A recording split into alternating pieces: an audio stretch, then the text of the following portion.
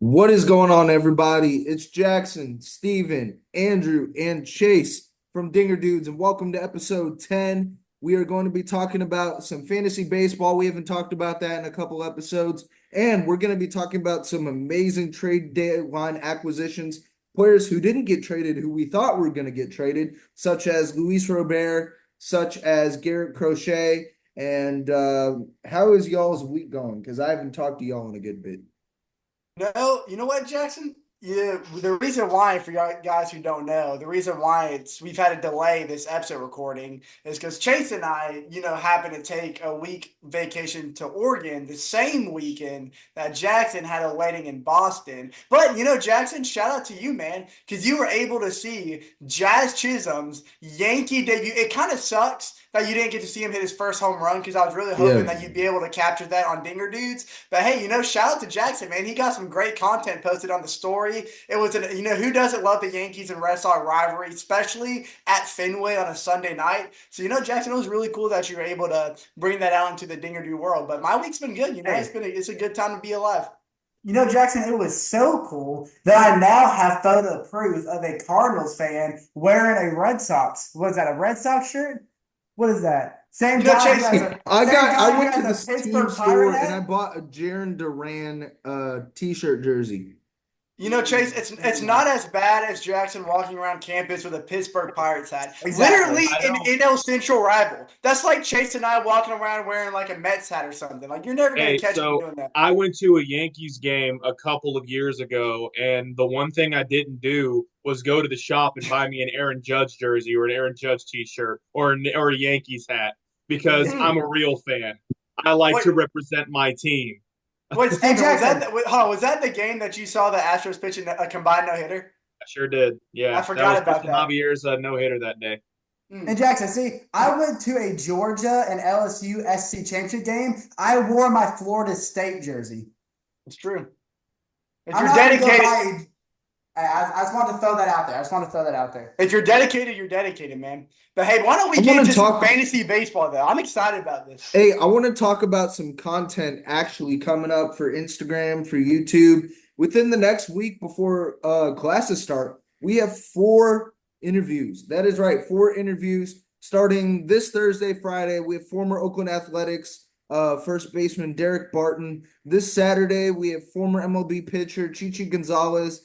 Monday, I believe we have Jay Jackson. And Tuesday, we have former MLB outfielder Ian Miller. And also, you don't want to miss episode 11 because that's going to be one of our biggest episodes. We have Danny Espinosa, one of our very first interviews for Dinger Dudes, actually coming back for a full episode. So that should be really cool. And something that I really enjoy is every time we go out and do these interviews, I feel like we always like learn something that we didn't originally know about the league because there's a lot more to it than just the sport of baseball. So I'm sure that we're going to get the same kind of content in these next interviews. But yeah, this next week's episode with Danny Espinosa is going to be really exciting. That should be a lot of fun. Yeah, but Steven, do you want to start about your fantasy baseball team? Sure. So this is actually a really tight race in our fantasy baseball league right now. Oh Honestly, yeah. it's between me, Gavin, and Wyatt, who are all sitting one game apart from each other right now. I have an 8-9 record. Wyatt has an 8-9 record, and then Gavin's sitting there at 9-8. Which Gavin right now is not doing that well against Brendan. So if things stay put to where they are right now, then all of us by the end of this are going to be 9-9, chasing for that spot into the playoffs. Um, I'm not going to talk about last week because Chase, that Sunday night, he got a couple of pitchers in there, and I didn't get up early enough to put a couple of pitchers in there to combat that. So I dropped the ball against him, lost by 3 points. But then I was able to come back, and I beat one of the best teams in the league in Brendan Willoughby Ray. Dylan Which Cease, man, that's who I got to talk about. That's who we got to talk about. Dylan Cease with the no hitter, 35-point haul from the man. Did You know, fantastic for me in that matchup. You know what's funny? Ever since we went on that Instagram live and I called Dylan Cease a mid pitcher, did you know he hasn't given up a run since I made that comment? 22 straight innings without Hey, giving up a run.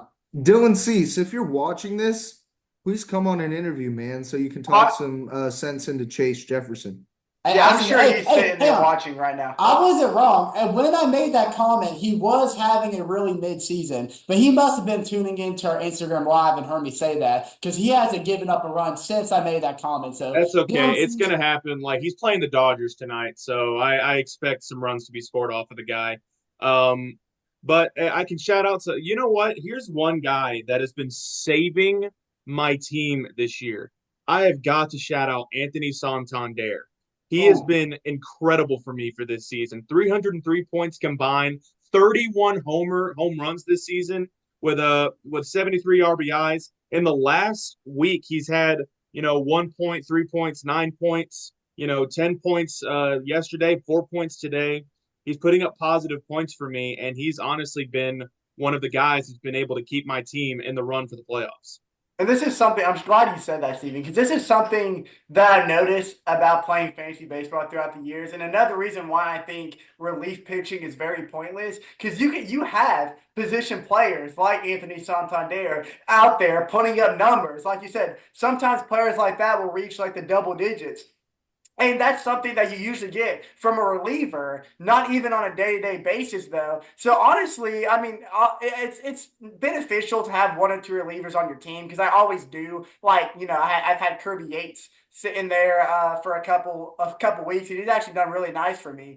But I do want to congratulate you, Steven, tip your cap, because anytime you have the chance to beat Brendan Really B. Ray, it's an accomplishment because that man scores, it seems like 300 points every single week. Because I don't know how in the world I am 2-0 against Brendan this year because both of those weeks I have scored the highest I've ever scored all season. And that's kind of what it takes to beat a guy like Brendan. So, yeah, shout out to you, Steven. That was quite an upset. Yeah, and well, honestly, it was kind of rough on that Sunday because he sat there and positioned all of his pitchers. I'm not joking. The man had 5 starting pitchers going on Sunday Yep. in that matchup, and they all ended up getting like 4 points. I think the high, yeah, like 4 points each. So like that worked out for me. I was really ticked off when I saw that. I'm not gonna lie to you. I was like, come on, Yeah. man.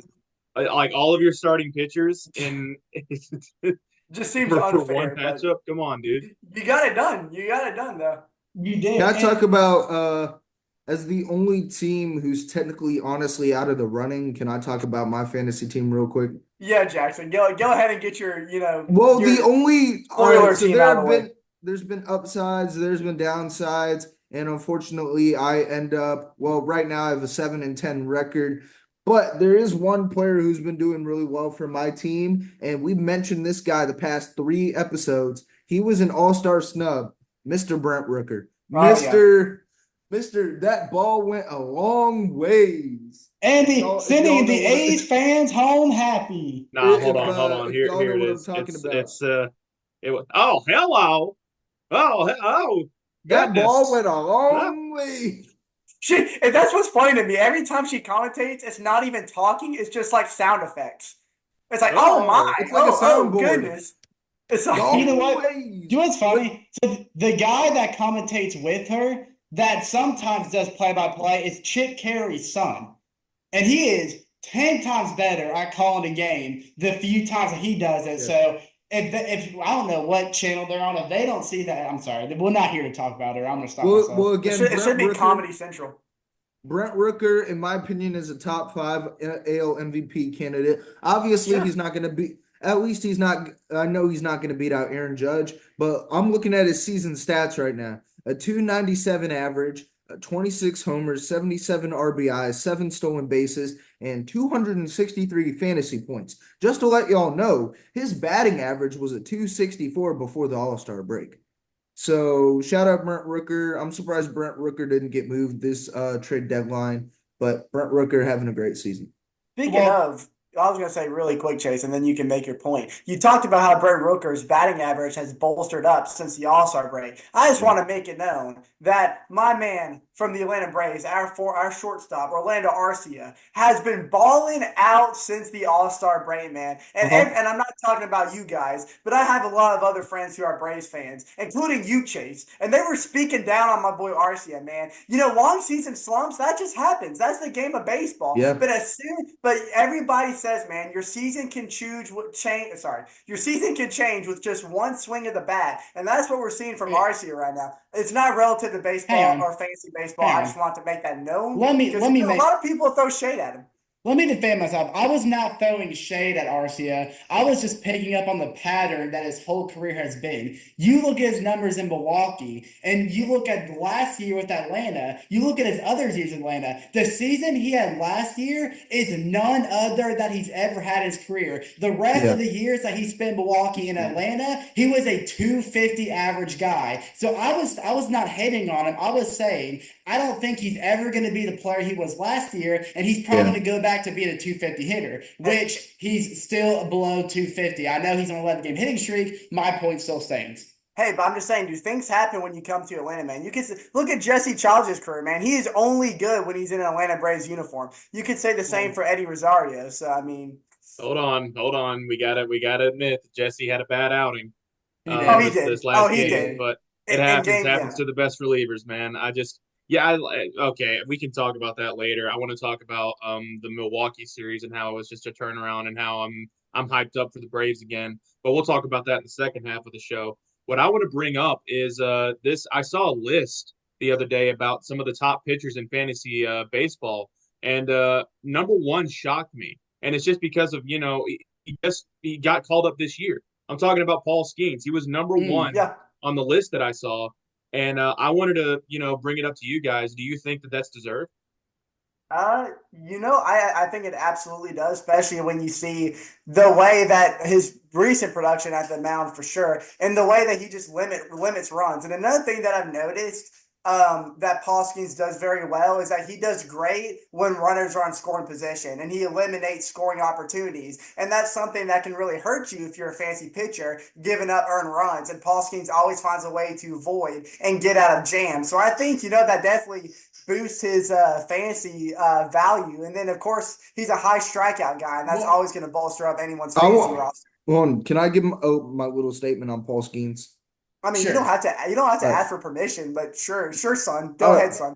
So as y'all know, I'm a Cardinals fan. Despise the Pirates. Despise. That's not what your Instagram says. Yeah, that's not what your hat says either. That's not what the hat that you walk around campus says. Anyways, I am a big fan of Paul Skeens. Currently an 8-1 record, a 190, a sub-2 ERA, and it's a very rare case that rookies of the years it's a very rare case that rookies get Cy Youngs. In my opinion, Paul Skeens is a top 3 Cy Young candidate if he played a full season. Now, again, Paul Skeens, I don't think he's number one. That better go to Chris Sale. I'm going to be pissed. It will. It'll go to Chris Sale. The NL Cy Young? I mean, it could. But Dylan Cease is also up there, a guy on Steven's team, in my opinion. He's definitely turned it around. Team. That's on my Jason. I wanted him to be on my team, but I didn't pick him up. That went to Jason Barker. Yep. Well, so you don't have Dylan Cease? Oh, yeah, he has Paul Skeens. I thought we were still talking about Paul Skeens. No, Brendan has Paul Skeens now. Brendan has Paul Skeens. He's that trade that Brendan and Jason made. But we'll talk about that too. That insane trade by 2 of the top teams in the league. Where absolutely loaded. To answer your question, Steven, I would say it is well-deserved because you got to look at, again, we talked about this a couple episodes ago leading up to the All-Star game that no other rookie has has started in an All-Star game, again, the rookie season like Paul Skeens has. And you look at his numbers, even I know he lost to Jackson's beloved St. Louis Cardinals, but still he went he went over 8 innings. I think he went 8.1 innings, had 8 strikeouts, just gave up those 2 runs. And the only reason they lost is because I don't remember who's pitching for the Cardinals, but there was no offensive production on Pittsburgh's side. But again, he's still 6-1. But does anyone remember what was the details of that trade? So I got it pulled up right here. So as Steven mentioned earlier,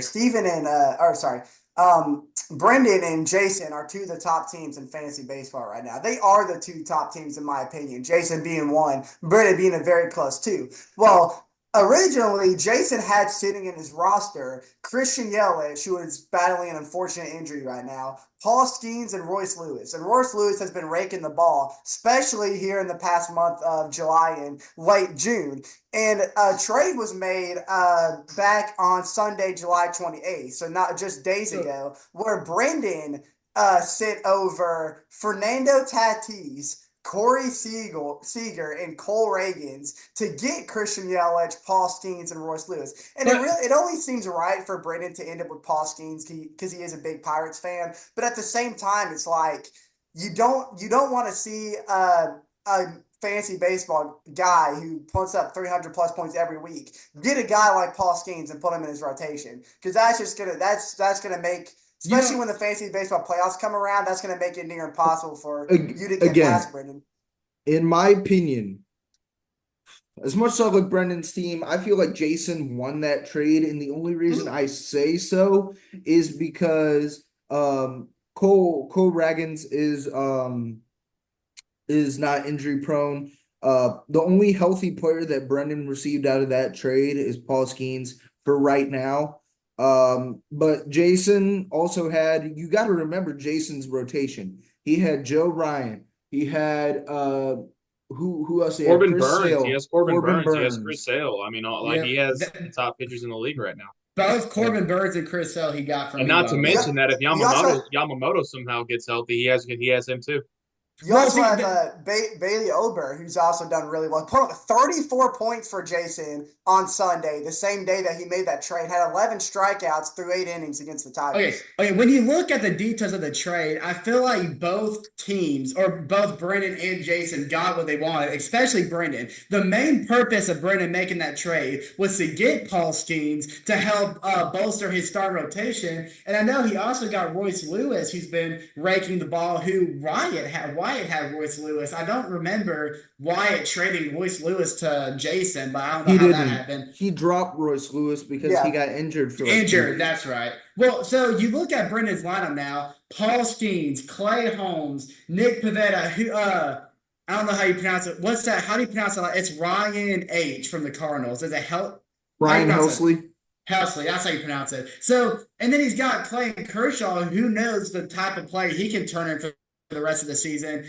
So that's what fantasy has taught me, is that I feel like you look at position players, there's maybe 2 teams in our league that don't have the best position players, but everybody else, they have at least a solid rotation. They have players on the field that do enough to get him points at the plate. But what separates a great team to good teams to a bad team is what your starting rotation looks like. And that is something I noticed about my team for the longest time. Because hitting-wise, my team gets all the points in the world. I have no problems when it comes to position players, which is why I can't make trades this year, because every time I try to make trades with somebody, they're trying to give me position players, and I'm like, I don't need position players. What the problem is the inconsistency in my star rotation. And the one player that I am getting so sick of that I want to mention is the one guy in the Phillies rotation that has just crapped the bed, and that is Christopher Sanchez. It was just weeks ago that we were praising him for his complete game against the Miami Marlins, only for him not to go 4 innings against the Cubs, gave me negative points, turned around and gave me a solid performance against the Dodgers. His last 3 starts, 8 hits each, multiple earned runs, only no more than 2 or 4 strikeouts. He is not giving me more than 5 fantasy points his last 3 starts. And that is something that, does anyone want Christopher Sanchez? It's gonna be okay. I don't see him turning it around. I'm tired. Hey, look, if you drop him, I'll pick him up. It's fine. Hey, actually, I wanted to ask okay, this opinion goes to Jackson and Andrew. I want to bring up a potential trade that me and Chase got. Chase, you don't know this. I was actually very close to accepting this trade. Not gonna lie. The trade I offered you when we were at the beach. So this trade was a 2 for 2. It was going to be Tyler Glasnow, and it was going to be, I want to say, Tyler Glasnow. I think I was offering you an outfielder. Was it Suzuki, I think I was saying Suzuki So that was yeah, offering Seiya you. Suzuki, and then I was supposed to give him Jordan Alvarez and Marcus Stroman. He wanted Jordan. That was going to be his main thing. He wanted Jordan Alvarez in that lineup, and I was going to take Glasnow in my rotation. I decided to decline it because Jordan was a backbone of my offense at that point. Looking back on it, I'm kind of glad I didn't accept it because Glasnow literally right after that trade talk went on the injured list. Yep. But now he's back. I mean, he was only on the injured list for about 2 weeks, and I don't know. It's juicy, like seeing Glasnow along with the rotation of Dylan Cease, Zach Wheeler, and Jack Flaherty. I mean, that's a juicy rotation right there when it comes to my team. But I wanted to get your opinion. If we would have made that trade, knowing what we know now, who do you think wins that? So here's what I've been thinking the whole time you've been telling me that, Steven. I think you would have won that trade, Steven. And it's not a bad thing that you didn't accept the trade because it was an unfortunate time when Tyler Glasnow did hit the IL. But now that he is back and that he is starting to get better and get more fresh, just thinking about how much season we have left, especially down the late stretch with how tight the standings are between teams like you, Steven, Gavin, and Wyatt, a guy like Glasnow, along with the other rotation players that you had, would have made for a killer lineup for you, Steven. Because think about what Glasnow did in his previous start against the Padres. Even though he gave up 3 earned runs through 6 hits, he still managed to fight through 7 full innings and gave up 8 and collected 8 strikeouts and only managed to walk 1 batter. So he picked up almost 20 points. And then I know you were talking about how Jordan Alvarez has been the backbone of your fantasy team, but a guy like Seiya Suzuki, who's maintained a 270 average and has 15 home runs, has 52 RBIs, he's gotten a combined 17 points through his last 4 games. So he could have been maybe not a Jordan Alvarez type player because, consistency wise, it's different, but he averages about 2.5s a game. So I think, you take a guy like Tyler Glasnow to bolster up that rotation and just put Suzuki in Jordan Alvarez's place. And I think you'll still be fine roster wise. But yeah, and like Chase said, down the stretch, pitching's going to matter. And I think Tyler Glasnow is going to be a very key player for the Dodgers headed late to the season. I have a confession to make. I have a confession to make about that trade. So, the reason I know I just sat here and preached that pitching is like the backbone of your team, and then yes, a couple weeks ago I was trying to get rid of Tyler Glasnow, the best player in my rotation, really the only dominant pitcher left in my rotation, and I was willing to get rid of him for Jordan Alvarez, and the only reason why is because I felt like if I could get a dominant hitter like Jordan Alvarez and hope someone like Marcus Stroman could step it up and be a more consistent pitcher, because this was also the time that I picked up Spencer Schwellenbach, who he's been really good on my fantasy team since I picked him up, especially in his performance against the Mets. But Steven, one of the main reasons I offered you that was, yes, I was hoping you'd accept it, but at the same time, I was in a trade talk with Gavin, where Gavin really wanted Tyler Glasnow from me, but the package he was offering to send me, I didn't really like. So I told him that you sent me that trade, hoping Gavin would then step it up and give me a better offer, but he didn't bite for it, neither did you. So at the end of the day, I was the real loser. So you were using Can I give Steven my as thoughts bait? on that trade since Andy gave his thoughts? Well, see, it was going to be like Jackson, go ahead. Yeah, go ahead, Jackson. So, in my opinion, I completely agree with Andrew. I feel like Steven would have won that trade, and here's why. Steven's lineup right now is David Fry, Pete Alonso, Ketel Marte. Let's just take out who were the two, Stroman So and Jordan, Suzuki. you replace Jordan with Seiya Suzuki. Yeah, and then he gets Tyler Glasnow and just loses Marcus Stroman. In my opinion, you wouldn't necessarily need Suzuki. Honestly, if this guy would have stayed healthy, I would have kept Riley Green in. But I'm looking at I'm looking at Steven's rotation. If he were to have gotten Glasnow, Zach Wheeler, Dylan Cease, the best relief pitcher in the MLB, Emmanuel Clase, Tyler Glasnow, newly acquired Dodger, Jack Flaherty, Hunter Brown, who's been really solid, and Ryan Nelson. I'm looking at Chase, who has the same record as me, just to let y'all know that right now. But I'm 2-0 against you, bud. I am 2-0 against you. We're still 7-10. We're both 7-10. Okay. But I'm looking at Chase's lineup: Contreras, Guerrero, Turang, De La Cruz, Merrill, Reynolds. It would be Alvarez, Churio, Naylor. But the problem is your rotation. You would have gotten rid of your best pitcher up there with Grayson Rodriguez. So See, the problem was I was hoping that Christopher Sanchez would get out of the slump. Schwellenbach would continue to stay hot, which he has. And then I was just betting on the fact that Marcus Stroman could turn the season around because Grayson Rodriguez and Cortez has been solid pitchers for me. Of course, they both gave me 13 today, which isn't great, but it's not bad. So it was more like I was hoping I'd get Yordan Alvarez, and I was just betting that these pitchers that have been struggling would turn it around. So at the end of the day, knowing what we know now, yes, I definitely would have lost the trade. But my original plan actually was I was going to put Morel in the outfield because he can play outfield, of course. And then I was going to Jackson put Merrill. and then Jackson Churio, who has had a dominant series against the Braves, and then pair him with Yordan Alvarez, maybe put Josh Naylor at first base and use Brian Reynolds as my DH. That was my original plan. I'm The gonna one tip thing the that I am scales. worried about when it comes to my rotation is the fact that now that Jack Flaherty is no longer with the Tigers, I feel like the reason that Jack Flaherty's been so good this season is because he's been in low pressure situations. He's just been able to just find himself, find a groove and find what's been working for him. Went back when he was with St. Louis, and he's just been able to get back that type of that ace potential that we saw in 2019. And now that he's going into a team that's chasing for that World Series with the Dodgers, we ain't talking about low pressure situations anymore. Now he's got to be on target. He's got to be the pitcher that he's been this entire season, and he's got to do it with a different team. I feel like we're going to see Jack Flaherty struggle. That's my personal opinion. I feel like the first couple of starts with LA, we are going to see this man struggle a little bit. We're going to see him give up hits. We're going to see him give up runs. I think the strikeouts are going to go down a little bit. So I'm worried about that on my fantasy team. I just, I'm hoping that I'm wrong and that he just continues to do great. But, I'm worried.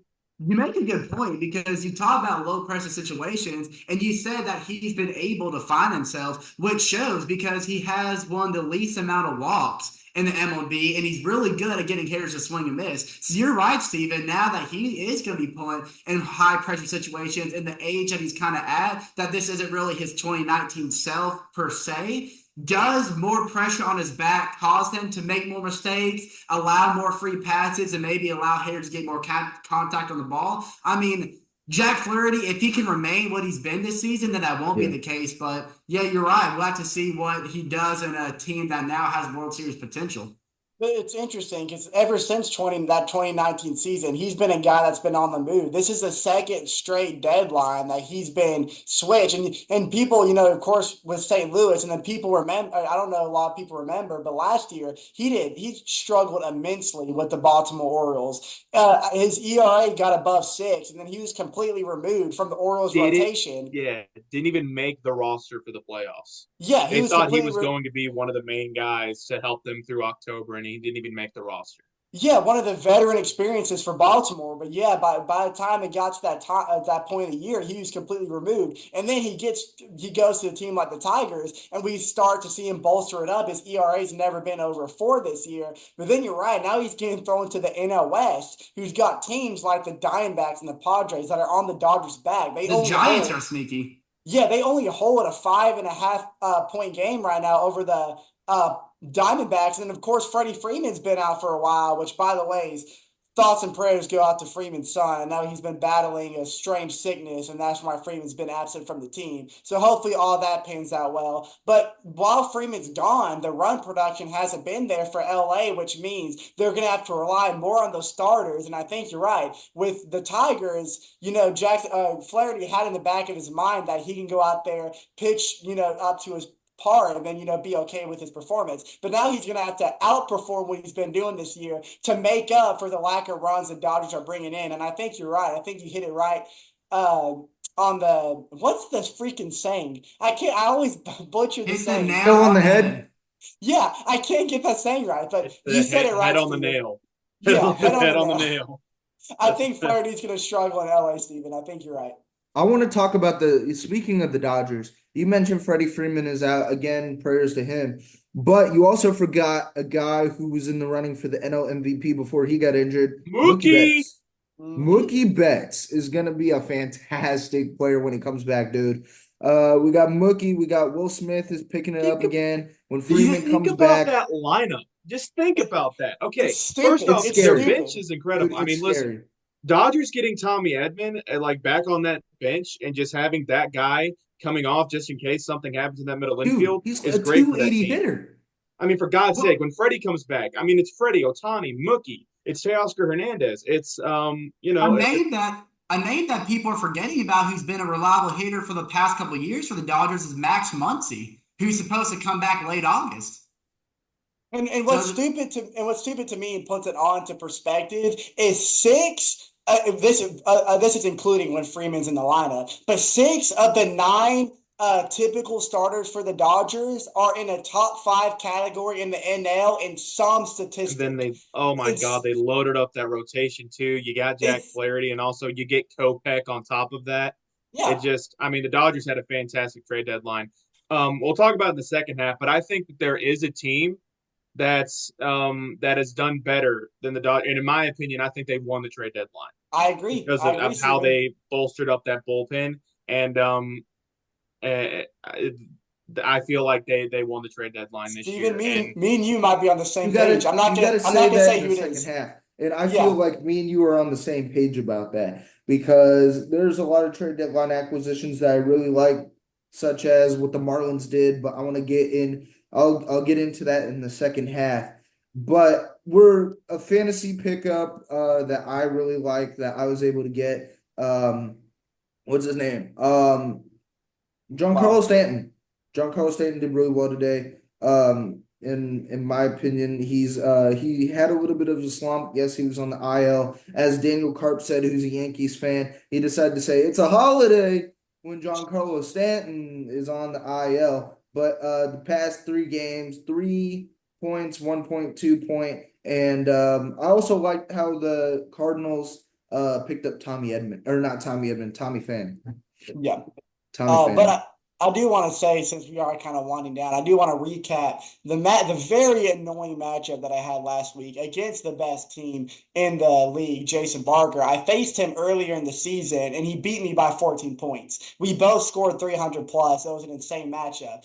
This past week was a little different because heading into Saturday, I was down. I was down by 31 points, I believe, headed into Saturday. And I ended up beating him by 30. I had a 30-point advantage over him by the end of Saturday, giving him just a 1-point lead. And that was all thanks to a guy in my pitching rotation that's been sneaking his way back up to relevancy, and that is Blake Snow for the Giants. If you remember last Saturday against the Rockies, though he lost, which is still insane to me, he went 6 full innings, and through 6 innings, he got 15 strikeouts. Do the math on that. That means there were only 3 outs during his starting appearance that weren't from strikeouts, which is just ridiculous to think about. And he only gave up 2 walks. Are those McDonald's fries? They are. No. Anyways, yeah. So Blake Snell gave me 29 points. So I had a 1 point. Dude, McDonald's sweet tea is busting. It's banging, brother. It's banging, brother. You know what's not banging, though, other than Jackson on a typical weekend? The fact that Jason Barker put up 64 points on Sunday. Yeah, what are you drinking? Say that one more time, Andrew. It's Sprite. That looks like melted With no ice. With no ice? No, it had ice. It was like it melted, I guess. So you're drinking watered down Sprite from Wendy's. I got this like 3 hours ago. Then why are you drinking it? If you're gonna get Sprite, it has to be from McDonald's. 3 hours ago? Bro, if McDonald's is still open, I will drive over there and pick myself up. That is room temperature, watered down Sprite that you're drinking. From Wendy's. Dude. But yeah, I was just going to say, Jason on Sunday put up 64 points. I only put up 9 because I had my top pitcher, Garrett Crochet, had the worst outing of the season. That was my backbone for Sunday. I had to lean all my pressure on Garrett Crochet. And if he was going to perform up to par like he has been, then me and Jason would have roughed it out on Sunday. But no, he played the Mariners. Didn't even last 4 innings, gave up 3 earned runs off 6 hits, -3 points. And from that moment, I knew it was GG. So congratulations, Jason.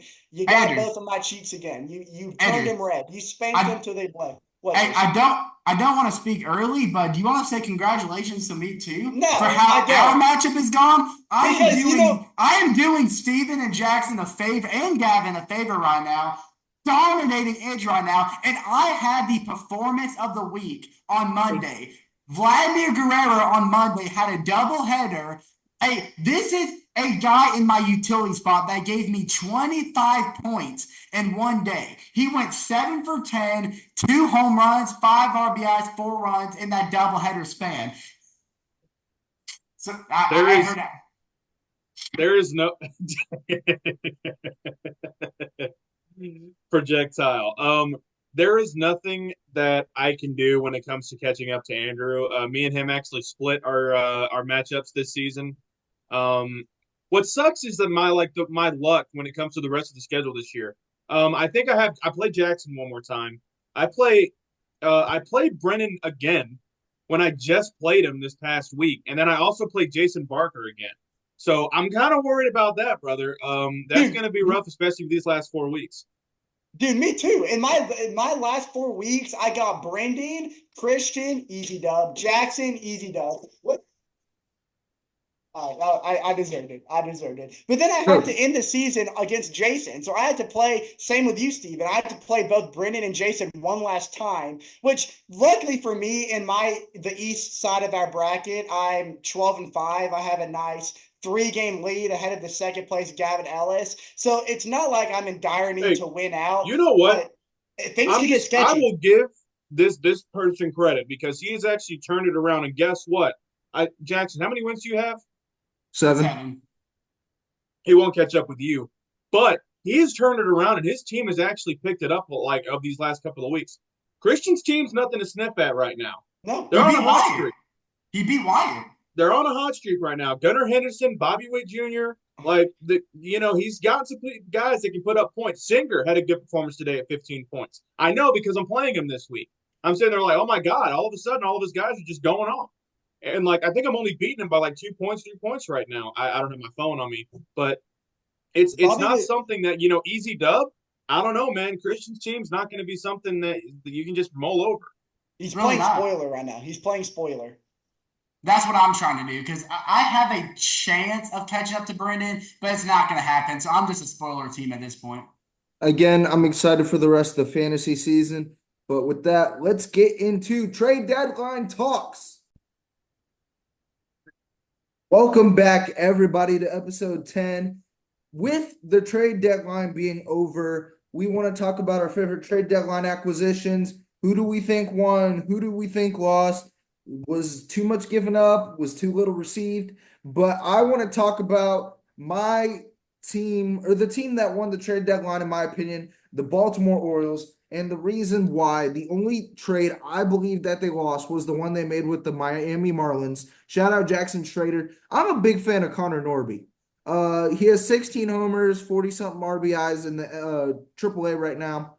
And I'm looking at the trades they made. They got Eloy Jimenez. They got Austin Slater. They got Gregory Soto. They got Trevor Rogers. They got Zach Eflin. And the reason why I like Eflin and Rogers is they've lost Tyler Wells. They've lost John Means, Kyle Bradish, all to injury this season. And guys like Rogers, I know he's having a down season, blah, blah, blah, but we've seen what he could do. Eloy Jimenez really boosts that offense. And I really, really like Zach Eflin. And he did great in his Baltimore debut. But that's just my opinion on who won the trade deadline. Shout out Baltimore Orioles. All right, guys. See, the thing about the Marlins is their GM Peter Bendix. That's how you pronounce his name, right? I'm not butchering that, am I? Peter Bendix.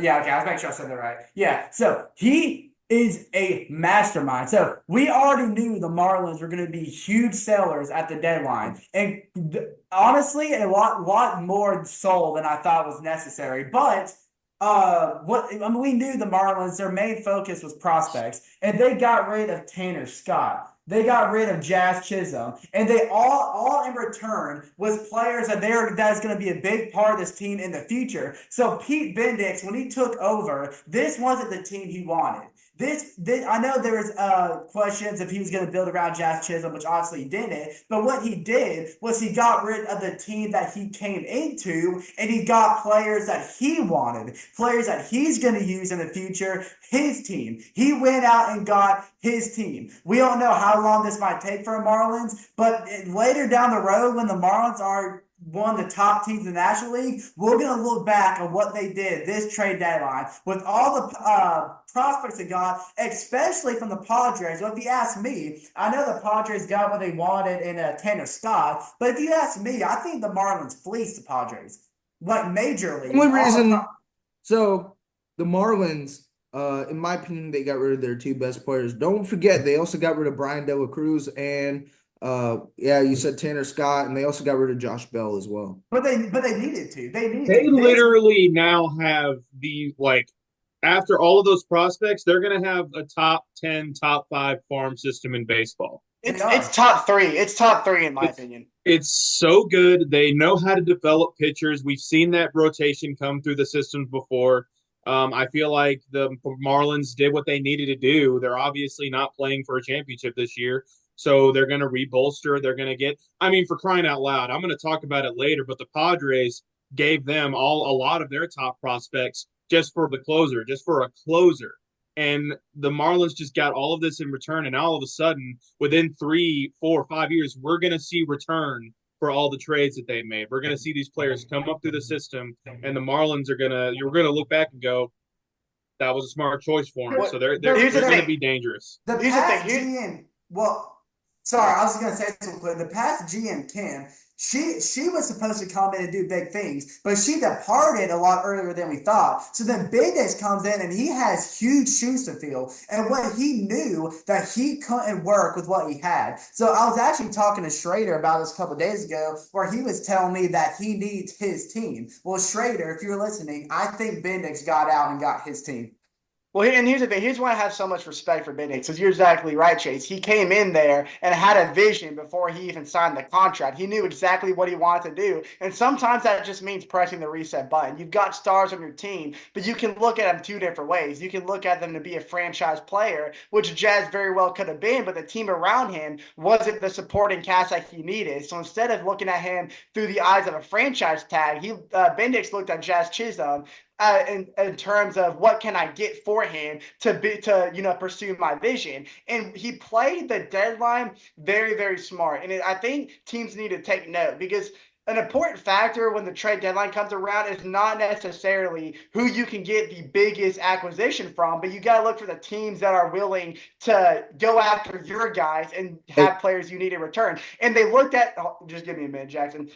He found the teams that were in the right place to make those moves. You look at the Yankees; they've got one of the biggest cap spaces in the MLB right now, and the farm system is there too. They are big. They've always been known to be big spenders, and the farm system is something that Miami need to develop to build for the future. So that's what they went out and got with guys like Jazz Chisholm. And then, like you said, the Padres. They knew that the Padres were a team. We've seen it in the past with the Juan Soto and Josh Bell trade they made with the Nationals a couple years ago, how they just threw the farm system away to Washington, obviously for a guy like Soto, but here they are doing it again, this time for a closer. So the Marlins are building for the future, and that's fine. That's exactly what they need to do, because 10 years down the road, like you said, Stephen, we'll be looking back at this exact moment to be a very significant moment in South Beach. Well, hey, speaking of South Beach, speaking of the Marlins, I just want to say, blame it all on the Roots. Shout out Kate Patterson. Anyway, Steven. Wait, How my you gonna shout out our cousin and give no explanation? What was that about? Steven, talk about the Padres. I'm not going to talk about the Padres. Actually, I'm going to talk about the Padres. Actually, I want to talk about the entire NL West and just how I think the NL West has probably, as out of all the divisions, they've had the best trade deadline. I mean, obviously the Dodgers. I mean, for crying out loud, the Dodgers, you're sitting there thinking, oh, what, $1 billion in the offseason isn't enough for you? No, we have to go out there and get another rotation piece too, and Jack Flaherty, and also getting Kopech as well. With pieces coming back, like I said, Freddie Freeman's not going to be gone forever. He's going to be back when it comes to August. Also, you're going to get Mookie Betts back, which is a huge piece for the Dodgers lineup, along with Ohtani, Max Muncy. Teoscar Hernandez has been really good for them this year. This Dodgers team's scary, and they're not going to go anywhere anytime soon. They're going to be a threat in October. But also, you want to know something? I was listening to the podcast earlier today, and on John Boy Media, and Chris Rose made a point that I kind of agree with. He believes that the Padres right now, after the acquisition of getting the best closer in baseball, and God, his name Tanner Scott. Sorry, Scott, yeah. Tanner Scott. Getting him like a 118 ERA with 18 saves and 53 strikeouts over 44 appearances this year with the Marlins. He, like you said, best closer in baseball. Like in my opinion, the Padres just got their Josh Hader back. Yeah, they got that's a good a comparison. very incredible closer to help them out in the closing of the season. So right now, I think that the Padres are well equipped to be better than the Dodgers in the playoffs. Steve, I have a question. Padres are gonna jump the Dodgers in the playoffs. Well, it's like I Steve, mentioned earlier, in the NL West, the Dodgers only have a 5.5 point lead right now from the Padres, so we could very see that happen. Steven, now that you talk about that, I have a question for you. And this is a point I brought up before we start recording. Yes, they got maybe their Josh Hader back and Tanner Scott, but especially looking back at what they had to give up to the Nationals for Juan Soto, who has turned out great for them, do you have a problem maybe down the road with what the Padres gave up for Tanner Scott? No, because I look at it this way. Yes, you're giving up a lot. You're giving up the farm system, but also at the end of the day, if they didn't make the deal right now, I think the Padres bullpen was weak. Adding Tanner Scott into that bullpen, now all of a sudden, like the bullpen's a lot more complete. You've got a guy that can shut things down. You're going to need a guy that's going to get that late inning the late inning performances like Tanner Scott can give. And when you add that with the amazing offense, like honestly, the Padres offense has picked it up a lot in the second half. But like Jerickson Profar's had an incredible year. Manny Machado, he struggled this year, but now he's starting to get back into form. Fernando Tatis, playing Jackson like one of the Morrell. best outfielders in baseball. It's this offense is still deadly. And then adding also, we're not even talking about the left-handed pitcher Martin Perez that they added. They're adding pieces to their rotation. They're adding pieces to their pitching to where I think the Padres are going to go into these last few months of the season. And listen, at the end of the day, if they somehow make it to the NLCS, you can have the prospects, have them, right now, because they're not doing anything for me right now. They're in win now mode, and I feel like the Padres needed to be in win now mode. So yeah, it's a lot to give up for just a closer. But you have Tanner Scott for the next few years. You're in a position to win. So I say, you got to be winning, especially when you're in a division with the Dodgers. You have to do these big moves. You're right. You have to. And looking at the trade, they both got what they wanted. The Marlins wanted prospects for the future. That's what they got. Padres needed bullpen help. That's what they got. And you're right. I guess, if you are in the division with the Dodgers, you do have to be aggressive. That's a fair point. That's a fair point. And here's sorry, guys. One more thing. Also, I wanted to talk. I was talking about the NL West. Can we talk about the weirdest deadline that this team had in this week? We got to talk about the San Francisco Giants, ladies and gentlemen. Okay. What was Arcana. that? What was that all about? Like, I'm sitting there going, okay, so they're giving up Luke Jackson, Jorge Soler, so they're selling. And then I heard that they got Mark Canha, and Got Tyler Matzik.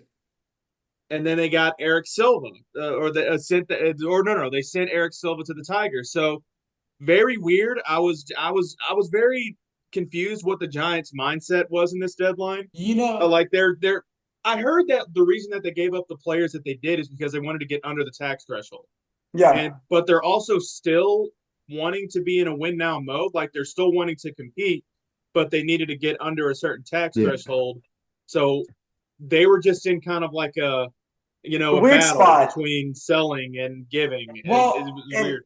About the Braves, and I know we'll get into that later because we got 3 Braves fans sitting right here, so I'm not going to touch on that right now. But I'm just saying, the Giants they made the moves of giving away Jorge Soler and Luke Jackson at a time that made sense to them because, like you said, Steven, that's what I heard too. It's all about the tax threshold. But yeah, but you can't be in that spot and then have a win now mentality because those two just don't go together. So the Giants, I mean, I guess it made sense in their heads and I can see the point to it. But yeah, it's like the Giants, I don't know what direction they're trying to go in right now, especially with those moves, but we'll see. We'll see how it pans out for them. So, But Andrew, well, uh, I was going to make a point on Jorge Soler before we moved on. I was gonna ask Andrew because Andrew didn't say what team he thinks won the trade deadline. Well, So, but before he says that, I want to make it before we change subject. I just want to make this point about Jorge Soler. all right, you So, make the point, and then I'll tell you who I think won the trade deadline. all right, so the Atlanta Braves. So when Jazz Chisholm went to New York, I know that was a name that was searching for the Braves. We didn't get him, and then Garrett Crochet was another name that was circling for the Atlanta Braves. White Sox shockingly kept him. So I was thinking the Braves weren't going to make any moves. And then here comes about 12:30 at night. I get a notification on my phone that Jorge Soler and Luke Jackson's come back to the Braves.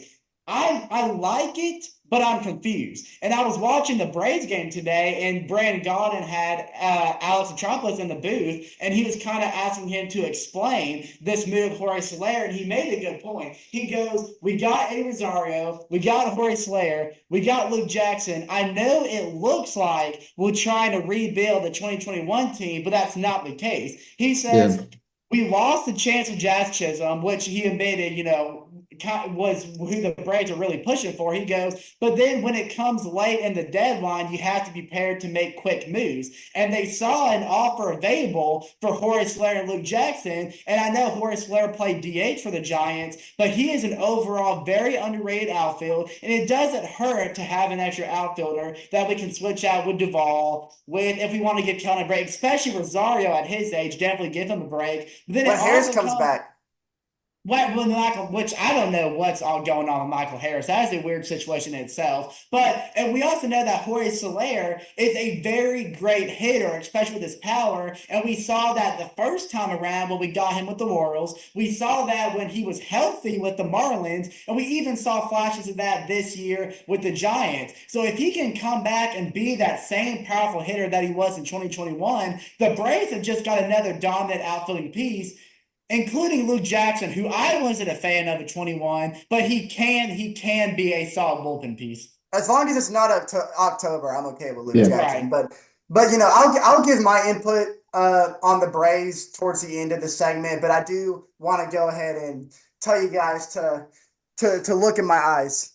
It was a Travis Scott reference. I don't know. I just found this Travis Scott Reese's Puff box and just want to bring him in there somehow. But anyways, so yeah, look in my eyes, guys. So Jackson, and I think Jackson's propellers might flare up here a little bit because I actually think his St. Louis Cardinals won the trade deadline, and I got some reasons for it. Because when I look at who I think won the trade deadline, I'm kind of looking at, not the biggest upgrade, but which acquirements helped the team the most. And I think the Cardinals benefited the most from their acquisitions. So headed into the trade deadline, it's important to note that the Cardinals were sitting there with a negative run differential, and they've already lost a couple series in a row headed up to the deadline.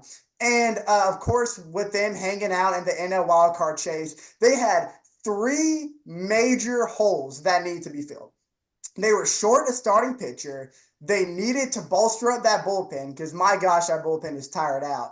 And and they're awful against left-handed pitchers. I don't know if you noticed, but they've been sitting there with a .633 OPS against southpaws, which ranks 29th in the MLB. That's, bottom tier right there. But what the Cardinals did is they weren't looking at the biggest name guys out there. They were just looking at the guys that were within reach that could help fill those holes. Pause. And they did it. They filled all three of those holes within that window without giving up.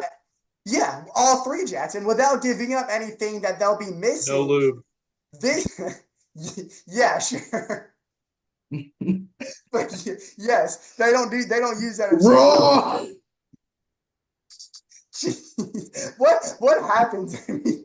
You started by saying pause. You said I'm not joking, Andrew. I tried to let it slide, but you said it 3 times.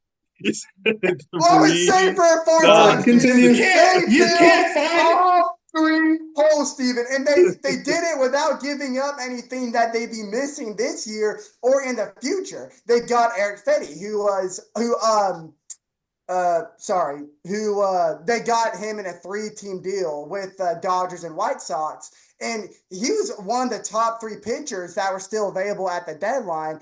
And oh goodness, sorry, I lost my notes. Anyways, and he's already signed for next year with his reoccurring contract. And then they got Tommy Pham, who at the age of 36 still dominates left-handed pitchers as he's got a point. 4 for 6. Yeah, he's got a 6.67 average, 4 homers, and 6 RBIs. I was going to get to that, but yeah, he's got a .848 OPS against left-handed pitchers this year. And of course, before Jackson interrupted me, today's stats: he went 4 for 6 with a home run, 6 RBIs, and 3 runs added to that. And he has a .666 average in his last 2 games. And then they got yes, Chase, you surprised me. So he really filled that hole.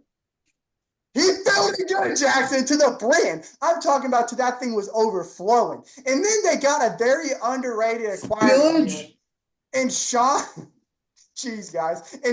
Alexander. So Sean Alexander may not have been the Rays reliever that they Sean Armstrong? Yeah, I didn't know why I said Alexander, Sean Armstrong. But he might not have been the Rays reliever that they particularly were looking for, but he's a bullpen filler that the Cardinals needed due to their bullpen being very exhausted. And all they had to get up was Tommy Edman, who hasn't seen the field at all this year, actually. And they got Who did the Cardinals get to the Dodgers? Oh, Dylan Carlson. Tommy Edman. Yeah, Tommy Edman. Okay, I was making sure. And then Dylan Carlson, who never really found his tipping point in St. Louis. I think he only had 24 hits, and he had like a 188 average and 120 at-bats. And they only gave up 2 lower-tier prospects. So the Cardinals managed to get what they needed to help them make a push in this NL wild card without giving up too many things that will hurt them later down the road. And I think that's what the deadline's all about. So shout out to your St. Louis Cardinals, Jackson. Yeah. Hey, Jackson, do you want to do a quick shout out to the pitcher that came up today and pitched for y'all and had a really good outing? Oh, yeah, I definitely want to do that. So our current rotation is Sonny Gray. Shout out to Eric Fetty. We got him from the White Sox. Yep. Michael McGreevy is the guy who came up today. I've been a big fan of him since the 2021 MLB draft. He came out of UC San Diego. He was our first-round draft pick. He did amazing. He didn't do too well in AAA, but I'm really surprised, and I'm glad he's part of this rotation. And we got Miles Mikolas, and Lance Lynn just went on the IL, so I guess we have Matthew Liberatore or Kyle Leahy or something like that. And then Steven Matz comes back like within the next couple weeks. So, all right, Jet, what's the timetable for Tommy Edman? The last I heard was late August. Is he gonna come back at all this year? He comes back within like the first 2 weeks of August. Oh, and we also have Kyle Gibson. So, but Tommy Edman was really good last year. For those who don't remember, I had his stats pulled up somewhere. Okay, so in 2023, Tommy Edman had 13 RBIs, 13 home runs, 47 RBIs, and had a .248 average. So if he can just see the field again, he might be able to add some Game 3, Game 4, late series production that that team could use down the stretch. So it's not a bad trip, but then again, it's nothing the Cardinals needed. He hasn't seen the field all season, like I mentioned, so they were willing to give him up.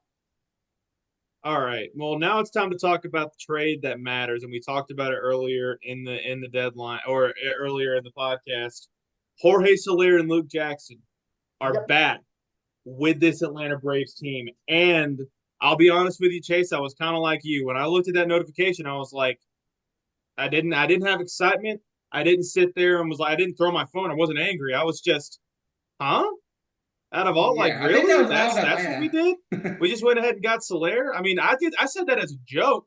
Like when I talked about, I was like, "Hey, we're gonna get the band back together. We're getting Jorge Soler. We're getting Jock Peterson. We're going for." And we kind of have got the band back together. And then all of a sudden, now the 3 pieces that we sat there like they've gone to other places but now they found their way back to Atlanta. And Eddie Rosario, Adam Duvall, and Jorge Soler were just missing out on Jock Peterson. Good luck in Arizona. But the thing is I feel like the reason that this makes sense for our team is because we've seen Kalinick struggle in the last few games to where he has just been – I feel like he's been uncomfortable in that leadoff spot. And as a manager, you want to sit there and go, okay, Obviously, we want to put him back to a place to where he's not going to have as much pressure on his shoulders. But we also need a guy that's going to take that leadoff spot and be good for our team. Now, who's the perfect leadoff guy? It's the guy that led off for our team in October and sat there and carried us and got us a ring. So he brings back Jorge Soler in this giant from the Giants. He puts him straight into that leadoff spot, and it just works. Because here's the thing. Right now, our lineup is good. We have Jorge Soler, we have Austin Riley, Matt Olson. Like I said, Travis d'Arnaud. The lineup we've got Marcell Ozuna is just the top 5. We have a really good top half of that lineup, and the bottom half of the lineup has been picking it up a little bit. You know, Roman Lariano, all of a sudden, you're sitting there going, maybe he's a great bench piece coming off. He's been really good. But I look at it this way, man. Think about the lineup we could have when October rolls around. When Michael Harris comes back, when Ozzie Albies comes back, this lineup could be deadly. And now all of a sudden we're sitting there going, okay, we were out of it, but now the offense is coming back. Now we have all of our pieces back, and now we're ready to go in October, and we're ready to compete with any team that's coming up against us.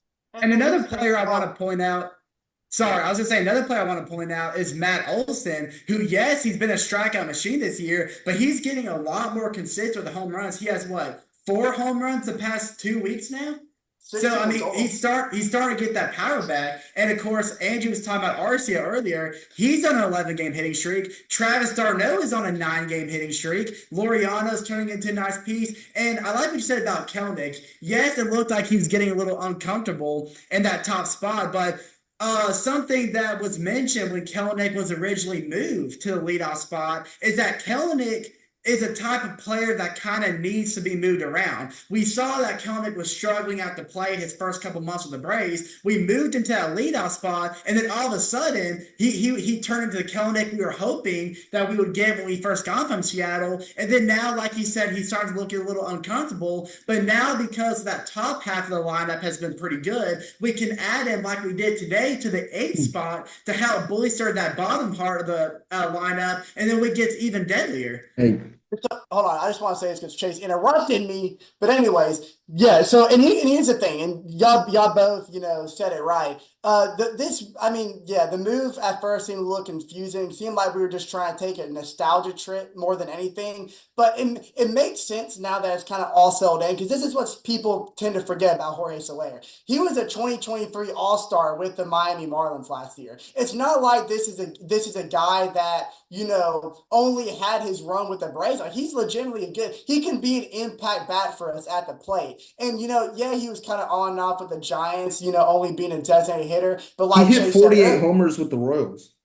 Yeah, but I was just talking about post Braves. But yeah, he did. But even though he was only playing designated hitter for the Giants, like Chase mentioned earlier, we know his impact that he can have on the field. And then once Michael Harris comes back, we'll have a big decision to make. It's a big decision, but it's a good problem to have at the same time. And then you got guys like Whit Merrifield, who just now got back in the lineup. He can be the guy that can kind of bolster up the infield, bolster up the lineup until Ozzie gets back, because it gives us depth. It gives us depth. Yeah, because we still don't have a timetable left on him. It's going to be crazy, man. Because once Michael Harris comes back, I mean, you're going to have Eddie Rosario, Roman Lariano,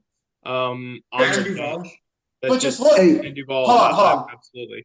But just look at how the Braves lineup has been raking and how we bounced back in this road trip after going down 2-0 to the Mets. I mean, even Matt Olson and Travis d'Arnaud hit back-to-back home runs twice. The first time a Braves duo has done that since 1988. And it's exciting things that we're seeing right now. And a guy like Jorge Soler, and then Luke Jackson in the bullpen, can add. And here's another thing that's interesting to note right now is that the Braves didn't necessarily need to go out and get a starting pitcher like a lot of people hoped. And because you got a guy like Grant Holmes, who did freaking incredible in that first game against the Brewers, recorded his first 7 outs via the strikeout. And you got to remember that he was a starting pitcher in the minors. He's not new to being in the starting mound. And there's a good chance that we could see Grant Holmes pitch against the Mariners, or the Tadpoles as they are now, this weekend, because Alex Anthopoulos might give Lopez a few more days to recover. So we could see Grant Holmes on the mound this weekend. Hey, I want to Yeah, it is the Marlins. I call them the Tadpoles though, just because I it's did- I funny. did It's Oh want- funny. yeah, okay, the um, Tadpoles. I thought you said the Mariners for some reason. I did. I think I did. I did on accident, but I meant the Marlins. So I did want to talk about this NL wild card race. That's what I wanted to bring up before we end off this episode because I'm not sure how much time we have left. All these teams. The NL Hey, wild all card of is really them. in that top spot. We have 10 minutes left. In that top spot, we have the Braves, and then separating like the 5-6 teams is by 3 games. So we got Braves, Diamondbacks, Padres in that top 3 wild card spots. Do not sleep on the New York Mets because they did acquire Jesse Winker and Paul Blackburn. This Paul MLB Blackburn was such a good acquisition. I hate the Yeah. Mets, That was. but dadgummit Yeah. when they got Paul Blackburn, I was like, and then God, that's such a good choice. Yeah. That was such a good pickup for him. And then the Cardinals and then a game and a half behind. Then the Pirates at 2 games behind. And then, as Chase said about the Giants, they're only 5 games behind. So it's a really, really tight National League wild card race. And again, we've said this every single episode. It's about towards the end of the season who gets hot at the right time. And after the regular season, it doesn't matter. It matters how you perform in the playoffs. Like I said, man, I can't see this out of all the teams that are left. I think the Padres are going to be in it. I really do. Yeah. And right now, hey, I sat there and I said that it doesn't matter if we win the division. All of a sudden, we're only 6.5 games back. The Phillies just got swamped by the Yankees, man. Jazz Phillies Chisholm are- hit we're not out of the home division runs. yet. Ever Phillies play since the Jazz Dodgers. Chisholm used Aaron Judge's bat, man. Yeah. Hey, Phillies play the They should Dodgers play. next week too. Phillies play the Dodgers next week. Yeah, And they I got mean, to- the they Phillies got- basically lost to Jazz Chisholm and DJ LeMahieu this week. Dude, That DJ was- LeMahieu, his grand slam today. We saw a lot of grand slams Hey. today. Now that I think about Poppy it. fam. Yes, Hey, sir. since we only have 8 minutes left, can I talk about one more team that I think absolutely hit a home run? And then, so I'm going to talk about one team that hit a home run in the deadline, and then another team in their division that is an absolute loser and their GM sucks that might help this said team win the division. And that's over in the AL West with that tight race between the Seattle Mariners and the Houston Astros. So as it stands, the Mariners have a half a game lead in that division with the Astros right behind them. Now, the main problem with the Mariners all year, they've had an incredible season, but they've had a problem with a very lackluster offense. And that starts with Julio Rodriguez. I know he's injured right now. Jackson, you know this more than anyone because he's on your fantasy team. Not Or anymore. was on your fantasy team, but he was very lackluster compared to the great player he was last year. So knowing this, they went out and they got Randy Rosarena. Randy Yeah, Rosarena. And Justin Turner. And then And Justin Justin Turner Turner. from the Blue Jays. So those are 2 players. Now, if you looked at them with their respective teams this year, they are 250 average hitters, and they haven't hit a lot of home runs. Not a single one of them are in the double digits. But especially someone like Justin Turner and especially someone like Rosarena, they were both with teams that are heading towards the decline right now that are about to hit that reset button. In fact, I think the Rays have basically hit the reset button, but they need a change of scenery. And now they can flip to a team like the Mariners that are in a playoff race, but not to mention they got Yimi Garcia, who has a 2.45 ERA to add to their bullpen.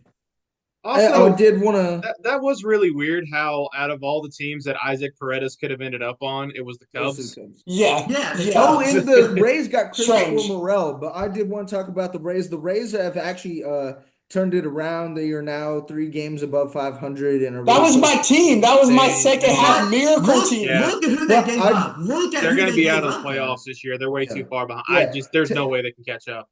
Hey, I did Um, want to say something before we end off this episode. I'm currently on Instagram under MLB Network's page, and the all trade deadline team has been announced. I just had it. Hold on, let me find this.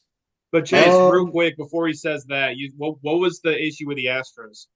Oh, The GM sucks. So listen, here's what I can't stand about the Astros. You bring in a new coach that player after player, especially Yordan Alvarez, has complained about. The clubhouse does not like the new skipper. And there was talks about them trading Yordan Alvarez and trading a bunch of pieces, but this was before the Astros all of a sudden caught fire, and now they have a chance to win the division. But what did the Astros do? What did the Astros do? Oh, they got Yusei Kikuchi. Yeah, that has a huge price tag on him, and they got rid for this is what for one. This dude has a 4.75 ERA. He sucked with the Blue Jays. So you got him who already has a huge price tag, and who did they give the Blue Jays? Jake Bloss, their number 9 prospect, and Will Wagner, their number 13 prospect, and a rookie outfielder that I've never heard of, Joey Luperfida. I think I don't know who he is, but he's a rookie outfielder. So you're going to get rid of your 2 greatest prospects for a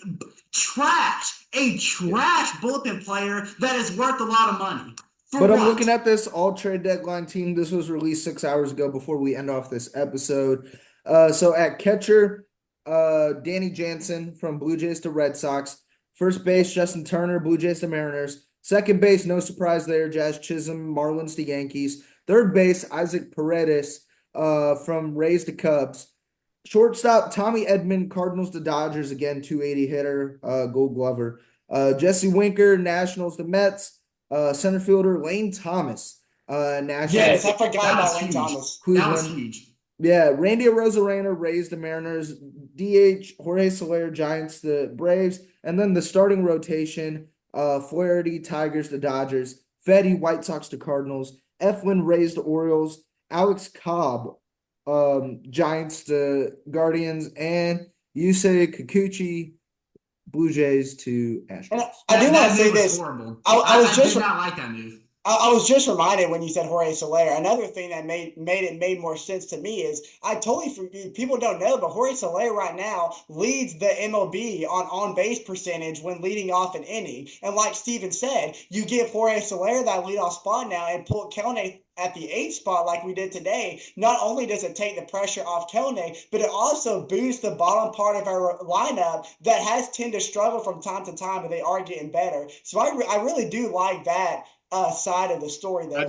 Like I said, I love it with the fact that Harris, you put it when Harris comes back, you put him in the 2 spot. You have Soler, Harris, you have Riley, you have Ozuna, and then you have Olsen. It's a great lineup. But that's my last few thoughts. I want to apologize. I said Kikuchi was a bullpen piece. I meant starting pitcher. He's starting pitcher. Doesn't matter. 4.75 ERA, the man still sucks.